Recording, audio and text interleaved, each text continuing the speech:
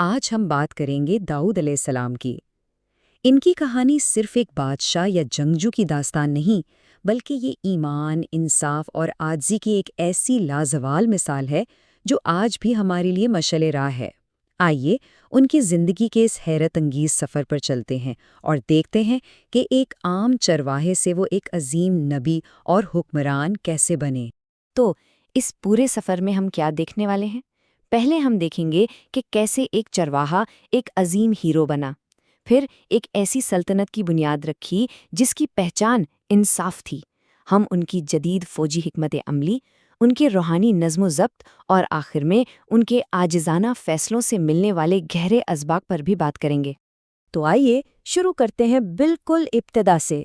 ہر بڑی کہانی کی ایک شروعات ہوتی ہے، اور داؤد علیہ السلام کی کہانی کا آغاز بھیڑوں کے ریوڑ اور ایک غلیل سے ہوتا ہے۔ دیکھتے ہیں کہ کیسے ایک نظر انداز کیے جانے والے لڑکے نے تاریخ کا دھارا ہی بدل دیا۔ ذرا سوچیں، ایک نوجوان لڑکا، اپنے والد کا سب سے چھوٹا بیٹا، جسے اکثر لوگ اہمیت ہی نہیں دیتے تھے۔ اس کا دن کھلے میدانوں میں بھیڑوں کی دیکھ بھال کرتے گزرتا، اور اس کے پاس ہتھیار کے نام پر کیا تھا؟ صرف ایک لاٹھی اور ایک غلیل۔ یہی وہ عاجزی بھرا ماحول تھا جس نے ان کے کردار کو بنایا۔ تو یہاں سب سے بڑا سوال یہی اٹھتا ہے نا کہ ایک معمولی سا چرواہا جس کے پاس کوئی فوجی ٹریننگ نہیں، وہ کیسے ایک دیو ہیکل جنگجو کے سامنے کھڑا ہو گیا اور اپنی پوری قوم کی تقدیر بدل دی؟ اس سوال کا جواب ہی ان کی کہانی کا اصل مرکز ہے۔ دیکھیں، جالوت سے مقابلے تک کا جو راستہ تھا نا، وہ الہی نشانیوں سے بھرا ہوا تھا۔ ان کا سب سے بڑا ہتھیار کوئی تلوار نہیں، بلکہ ان کا ایمان تھا۔ جب وہ بادشاہ طالوت کی فوج میں شامل ہوئے تو راستے میں 3 پتھروں نے ان سے بات کی اور معجزانہ طور پر ایک ہو گئے۔ یہ اس عظیم فتح کی ایک پیشن گوئی تھی۔ تو جب جالوت، وہ دیو ہیکل جنگجو، اپنے لوہے کے لباس اور اپنی تلوار پر غرور کر رہا تھا، تو داؤد علیہ السلام نے اس کا جواب کس چیز سے دیا؟ ایمان کی طاقت سے۔ ان کے الفاظ، تم میرے پاس تلوار اور ڈھال لے کر آئے ہو، لیکن میں تمہارے پاس اس غلیل کے ساتھ آیا ہوں، یہ ظاہر کرتے ہیں کہ اصل طاقت جسمانی نہیں ہوتی، روحانی ہوتی ہے۔ اور پھر وہ لمحہ آ ہی گیا جس نے تاریخ کا رخ موڑ دیا۔ صرف ایک پتھر اللہ کے حکم سے اس دیو جیسے جنگجو کو زمین پر لے آیا۔ یہ صرف ایک جیت نہیں تھی، بلکہ اس بات کا اعلان تھا کہ ایمان کے سامنے دنیا کی کوئی طاقت نہیں ٹھہر سکتی۔ اور اسی دن سے داؤد علیہ السلام ایک ہیرو کے طور پر جانے گئے۔ اچھا، میدان جنگ جیت لینا ایک الگ بات ہے، لیکن ایک پوری قوم کی قیادت کرنا اور انصاف قائم کرنا، یہ ایک بالکل ہی مختلف چیلنج ہے۔ آئیے دیکھتے ہیں کہ داؤد علیہ السلام نے ایک ہیرو سے ایک عادل حکمران تک کا سفر کیسے طے کیا۔ داؤد علیہ السلام کا دور حکومت کیسا تھا؟ وہ انصاف اور ہمدردی کی ایک زندہ مثال تھے۔ وہ صرف بادشاہ نہیں تھے، وہ ایک طرح سے محافظ تھے۔ غریبوں اور یتیموں کا خیال رکھنا، امیر و غریب دونوں کے لیے ایک ہی قانون، اور خود عوام کے بیچ جا کر ان کی مشکلیں سننا، ان کے لیے انصاف اللہ کی طرف سے سونپی گئی سب سے بڑی امانت تھی۔ ایک عظیم رہنما کی نشانی صرف انصاف کرنا نہیں ہوتی، بلکہ وہ اپنی قوم کا محافظ بھی ہوتا ہے۔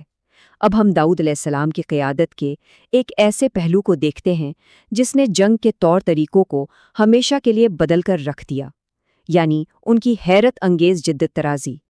اللہ تعالیٰ نے داؤد علیہ السلام کو ایک خاص ہنر سکھایا تھا، لوہے کو نرم کرنے کا۔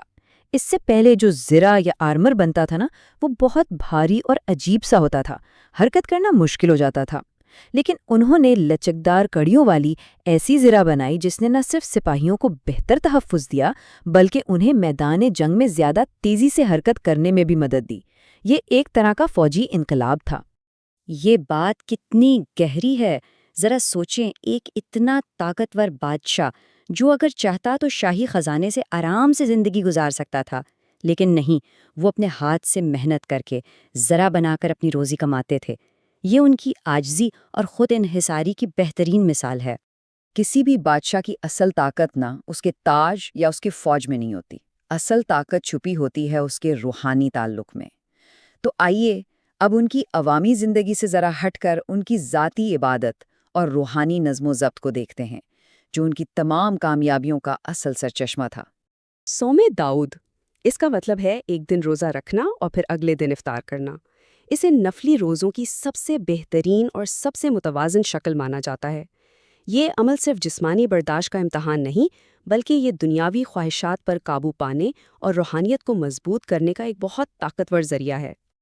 اور صرف دن ہی نہیں، انہوں نے اپنی رات کو بھی بہترین طریقے سے تقسیم کیا ہوا تھا۔ وہ آدھی رات سوتے، پھر رات کے تیسرے پہر میں عبادت کرتے، اور پھر صبح سے پہلے تھوڑا اور آرام کر لیتے۔ یہ ایک ایسا شیڈیول تھا جو آرام اور عبادت کے درمیان زبردست توازن قائم کرتا تھا، خاص طور پر اس وقت جب دعائیں سب سے زیادہ قبول ہوتی ہیں۔ یہ دعا سنیں، یہ داؤد علیہ السلام کے دل کی آواز ہے۔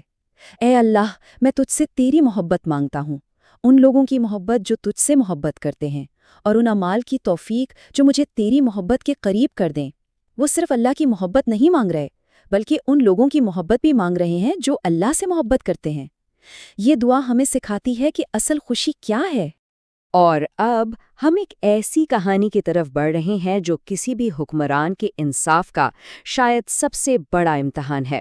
یہ کہانی ہمیں بتائے گی کہ حقیقی عظمت غلطی نہ کرنے میں نہیں، بلکہ غلطی کو تسلیم کرنے اور اسے ٹھیک کرنے میں ہے۔ یہ ایک طرح کی الہی آزمائش تھی۔ ایک شخص نے آ کر شکایت کی کہ اس کے بھائی کے پاس 99 بھیڑیں ہیں، پھر بھی اس نے میری اکلوتی بھیڑ بھی چھین لی۔ داؤد علیہ السلام نے فوراً فیصلہ سنا دیا کہ ہاں، تمہارے بھائی نے ظلم کیا ہے، لیکن جلد ہی انہیں احساس ہوا کہ انہوں نے دونوں فریقوں کو سنے بغیر جلد بازی میں فیصلہ کر دیا، اور یہ اللہ کی طرف سے ایک امتحان تھا۔ اور جس لمحے انہیں اپنی غلطی کا احساس ہوا، انہوں نے ایک سیکنڈ بھی ضائع نہیں کیا۔ انہوں نے یہ نہیں سوچا کہ میں بادشاہ ہوں، میں غلطی کیسے کر سکتا ہوں۔ نہیں، انہوں نے فوراً اپنے رب سے معافی مانگی اور سجدے میں گر پڑے۔ یہی ایک حقیقی رہنما کی نشانی ہے کہ وہ اپنی غلطی کا دفاع نہیں کرتا، بلکہ توبہ کرتا ہے۔ تو اس پوری کہانی کا جو نچوڑ ہے نا، وہ یہ ہے کہ اصل طاقت کبھی غلطی نہ کرنے میں نہیں ہوتی۔ اصل طاقت تو اس عاجزی میں ہے کہ اپنی غلطی کو تسلیم کیا جائے اور فوراً اسے ٹھیک کیا جائے۔ یہی وہ خوبی ہے جو ایک عام حکمران کو ایک عظیم رہنما بنا دیتی ہے۔ تو آخر میں یہ سوال ہم سب کے لیے ہے، ایک لیڈر کے لیے جو اپنی طاقت کے عروج پر ہو، اس کا اپنی انسانی کمزوری کو مان لینا اور معافی مانگنا، یہ کیا معنی رکھتا ہے؟ داؤد علیہ السلام کی زندگی ہمیں اسی گہرے سبق پر غور کرنے کی دعوت دیتی ہے، جو آج بھی اتنی ہی اہم ہے جتنی صدیوں پہلے تھی۔